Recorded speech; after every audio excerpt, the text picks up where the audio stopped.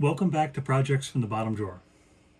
My name is Brian, and you can find us at wereboar.com/projects or bottomdrawerprojects.com.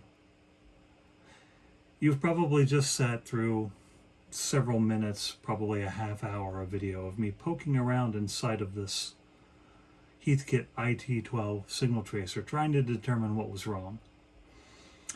Some of you were probably sitting there screaming at the screen, "Hey, check that switch. Did you check that switch? I'll bet it's the switch that's bad." Well, you would be right if you were doing that. And by switch, I mean this little guy right here. This is the speaker on-off switch. It allows you to disconnect the speaker from the output transformer. So you can use these to use the speaker inside of this as a substitute speaker for whatever you want. So in this case, it was very dirty and wasn't making contact anymore. So I hit it with some cleaner.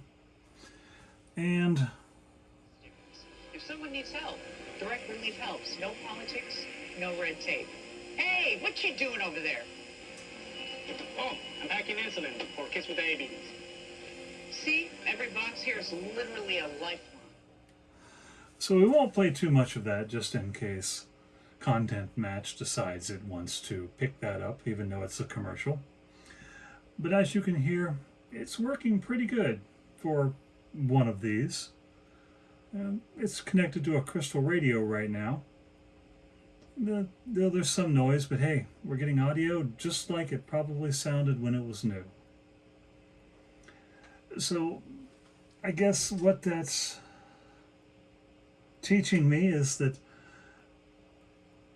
you always check the small things before you start digging into other things, especially when you're working with equipment of this vintage, because chances are there might be one of those small things bad, and in this case, that little switch was bad. So once again, thank you for joining me for my misadventures in low IQ land.